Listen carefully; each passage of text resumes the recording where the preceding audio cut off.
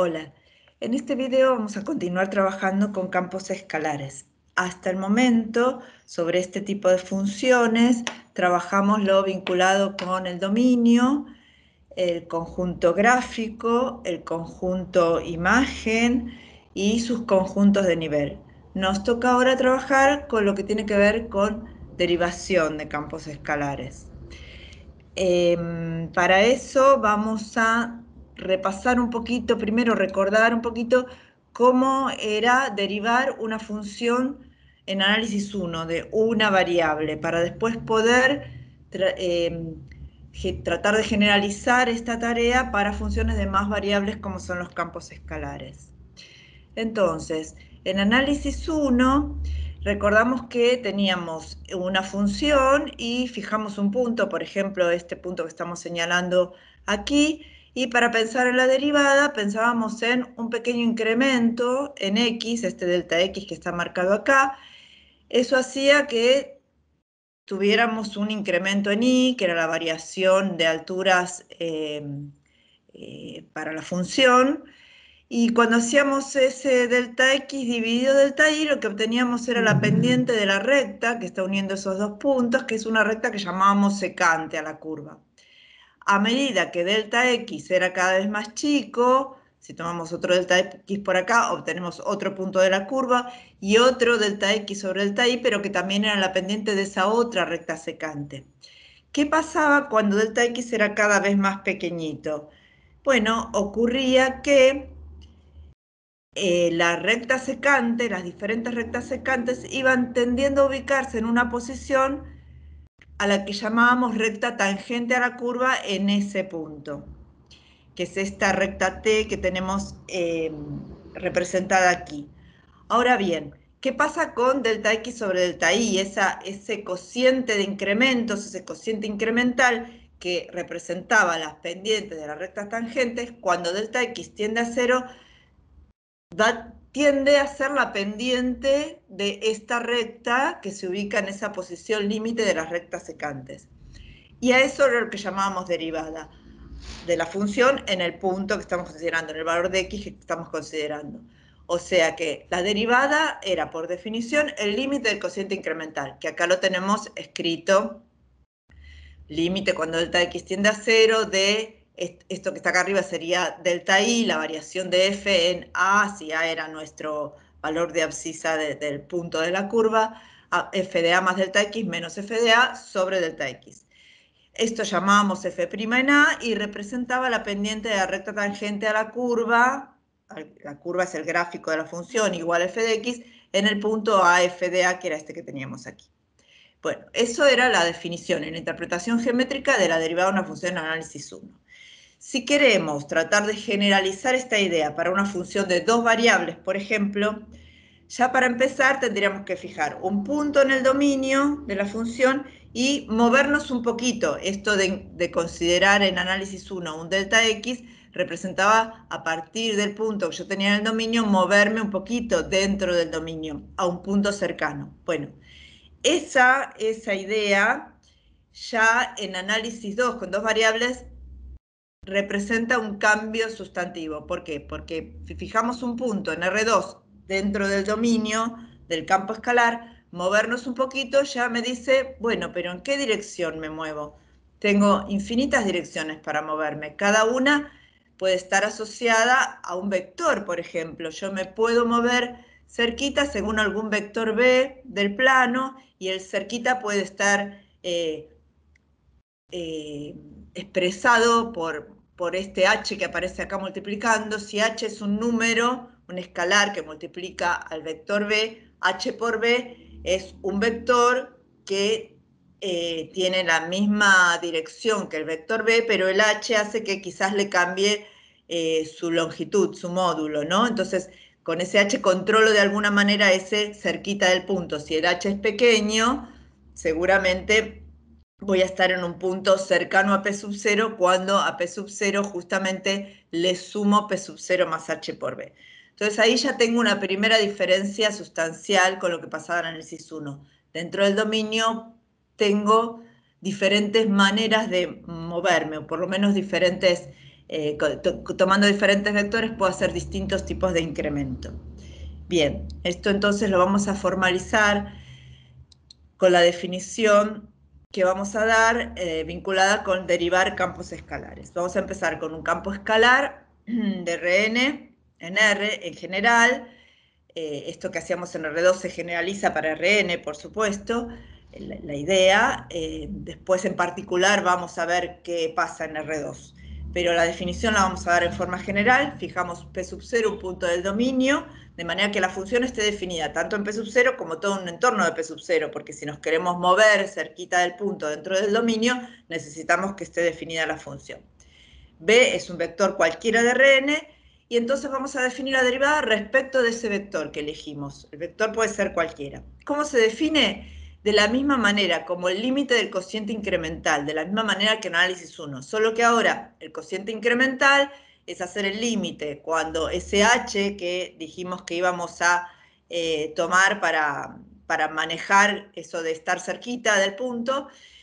Entonces, cuando ese h tiende a 0, tomamos el límite de f en p sub 0 más h por b, que sería un punto cerca de b sub 0, pero moviéndome respecto del vector b, menos f de p sub 0 sobre h.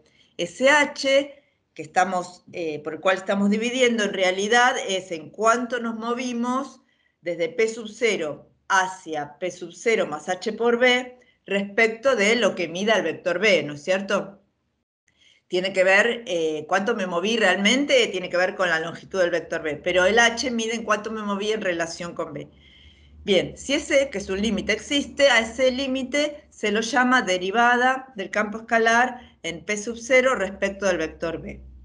Pero como decíamos recién, este h mide en cuánto me moví respecto del vector, no mide exactamente en cuánto me moví, porque quiero decir, si el vector b tiene una longitud 3, h por b, h por b, que es lo que me moví, va a tener una longitud 3h, entonces el h no mide exactamente cuánto me moví, el h mide cuánto me moví respecto de ese vector b. Si yo quiero que este h que está acá abajo mida exactamente en cuánto me moví, dentro del plano, por ejemplo, si tengo un dominio en R2, entonces mi vector debiera tener norma 1. Bueno, si tomamos en particular este concepto de derivada respecto a un vector para los vectores de norma 1, de módulo 1, con longitud 1, que se llaman versores, entonces eso da lugar a un concepto más particularizado de derivada, que se llama derivadas direccionales de los campos escalares. Entonces otra vez tengo un campo escalar, un punto en el dominio, la función definida en el punto y en un entorno, y tomo, en lugar de un vector, puedo elegir un vector, pero después puedo tomar su versor asociado, que es este b con este simbolito aquí, es un versor asociado. ¿Qué es el versor asociado al vector b? Es este vector dividido su norma, o sea, lo hago de norma 1. Ese es su versor asociado. O cualquier versor que yo quiera tomar, bueno, lo puedo pensar asociado a un vector cualquiera. En definitiva, yo voy a definir la derivada direccional de f en el punto según esa dirección y sentido dados por el vector, usando ese versor. Es decir, es la misma derivada que antes, pero usando el versor. ¿Y por qué se llama direccional? Porque al usar un versor pongo énfasis en la dirección y sentido en que me muevo y no tanto en la longitud del vector, o sea, para nada en la longitud del vector. Y ahí efectivamente este h que está aquí abajo, cuando hago el límite del cociente incremental, mide en cuánto me moví.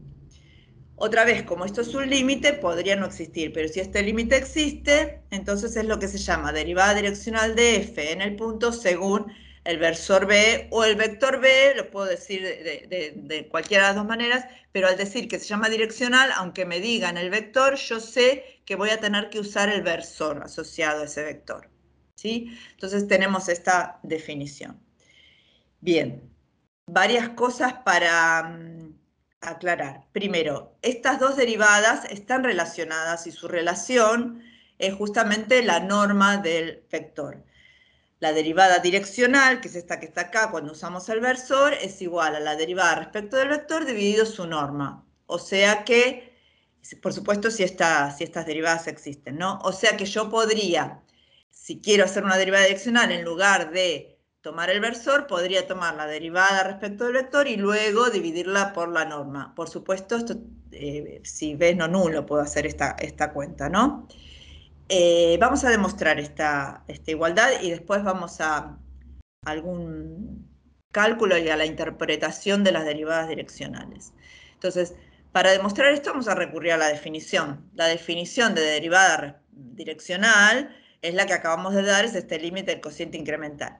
Como este versor B es, si el vector B original era no nulo, es B sobre su norma, podemos reemplazarlo por eso. Y podemos dentro de este límite hacer un cambio de variable para el límite y decir, bueno, a ver,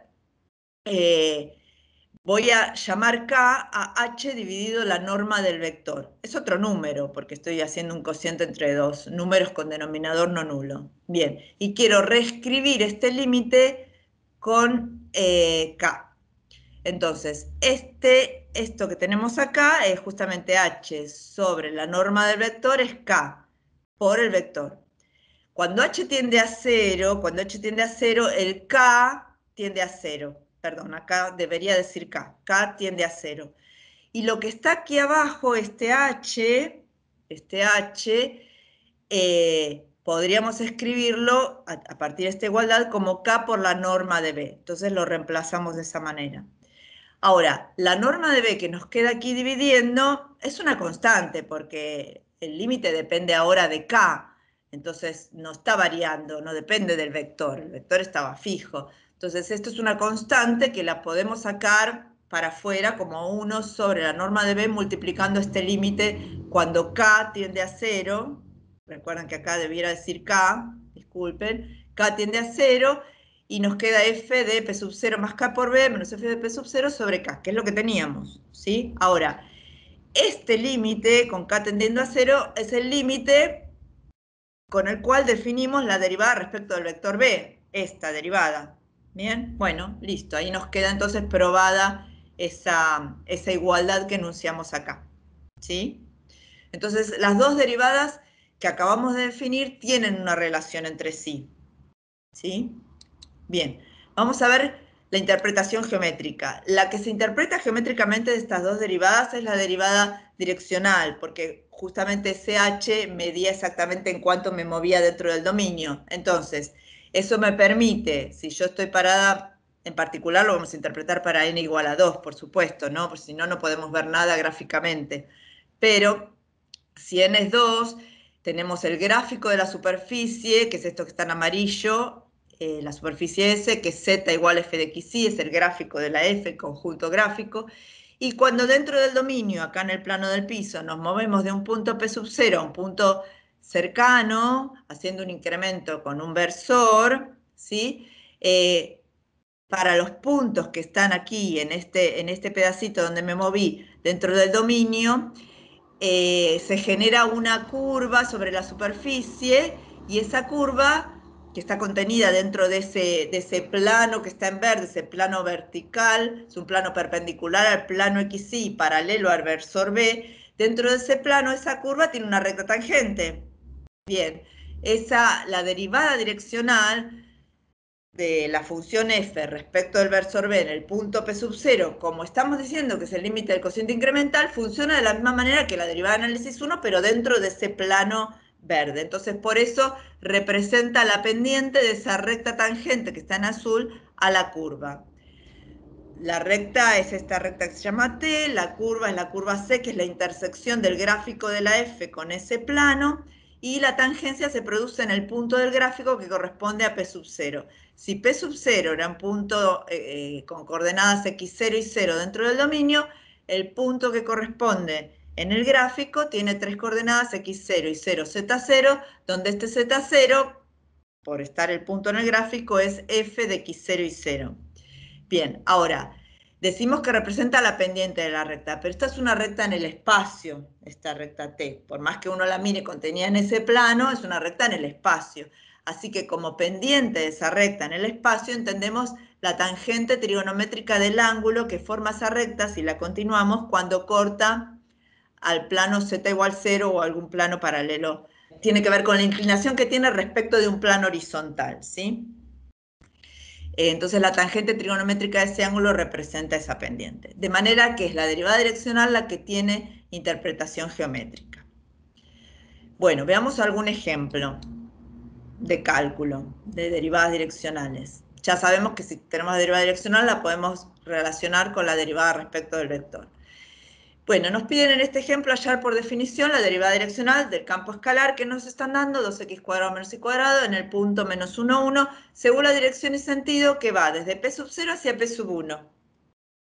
No nos dan un vector, pero nos dicen de dónde a dónde va el vector, de p sub 0 hacia p sub 1. Bien, la definición de derivada direccional es esta que acabamos de dar y de interpretar recién. Entonces, lo que necesitamos tener claro es quién es el versor y plantear el límite de este cociente incremental. Bueno, veamos entonces qué pasa con el vector, en principio, para después hallar su versor asociado. Tiene que ser versor porque es derivada direccional. Bien, como nos describen el movimiento según la dirección y sentido desde p sub 0 hacia p sub 1, nuestro vector va a ser el extremo final menos el extremo inicial de ese movimiento que nos están indicando, es decir, p sub 1 menos p sub 0, o sea, 2, 3 menos el menos 1, 1, que nos da 3, 2. Ese es nuestro vector. Como su norma, que es la raíz cuadrada de la suma de los cuadrados de sus componentes, nos da en este caso raíz de 13, el versor asociado va a ser el 3, 2 sobre la raíz de 13. Cuando entonces queremos calcular el p sub 0 lo tenemos, pero queremos calcular p sub 0 más h por b para después evaluar f en ese punto cercano, hacemos la cuenta p sub 0 más h por, y el versor que ponemos entonces es el 3, 2, dividiendo cada una de esas componentes por raíz de 13. Trabajando componente a componente nos queda que estábamos en el punto menos 1, 1 en el dominio y nos acabamos de mover haciendo este incremento al punto menos 1 más 3h sobre raíz de 13, 1 más 2h sobre raíz de 13. Entonces, tenemos claro el punto P sub 0 y tenemos claro el punto P sub 0 más h por b. Para hacer ahora el límite del cociente incremental, debemos evaluar f en esos dos puntos para tener el numerador, después dividir por h y luego calcular el límite. Bien, vamos con esa cuenta. Está aquí planteado el límite y dijimos nos teníamos que calcular f en cada uno de esos puntos. Recordemos que la f era 2x² menos y cuadrado, así que calculamos eso para cada uno de estos dos puntos. En el caso del primer punto, obviamente nos queda una expresión que va a quedar dependiendo de h, porque no podemos hacer esta cuenta. Nos queda 2 por la primera componente al cuadrado menos la segunda componente, menos la segunda componente al cuadrado, porque justamente la f era 2x² menos y cuadrado. Menos, y el valor de f en este punto nos da en este caso 1 haciendo la misma cuenta. 2 por la primera componente al cuadrado menos la segunda componente al cuadrado. Bien, ahora el trabajo es algebraico. Desarrollamos el cuadrado de este binomio, nos da estos tres términos. Desarrollamos también el cuadrado del segundo binomio que aparece acá, nos da estos tres términos. Y seguimos con el trabajo algebraico, distribuyendo el 2 en principio, cambiando los signos dentro de este paréntesis que está precedido por un signo menos, nos queda esta cuenta. El 2 menos 1 se cancela, sumamos los términos entre sí que tienen h², sumamos los términos entre sí que tienen h, y nos queda esta expresión.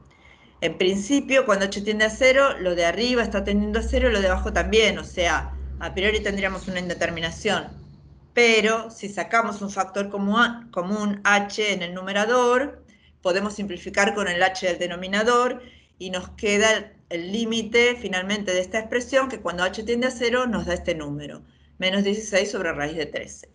Ese sería, en este caso existe, sería el valor de la derivada direccional de esta función en este punto que nos dieron respecto de ese vector que nos indicaban, ¿sí? Este número, en este caso, estaría representando la pendiente de la recta tangente al gráfico de la f en esa dirección dada por el versor, ¿sí? La interpretación que dijimos antes.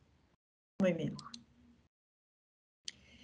En síntesis, entonces, vimos que para derivar un campo escalar en un punto, tenemos muchas maneras de movernos dentro del dominio, una según cada vector que querramos elegir. Ahí concepto de derivada de un campo escalar en un punto respecto de un vector.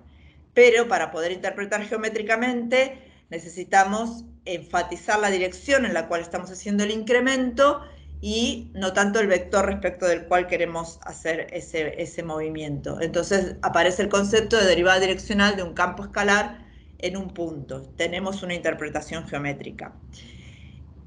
Lo que vamos a seguir trabajando en los videos que siguen son algunas derivadas direccionales en particular que tienen especial importancia, ¿sí? Así que esto lo vamos a tomar. Una referencia bibliográfica simplemente por si sirve de ayuda, y por el momento esperamos que este video haya sido de utilidad. Muchas gracias.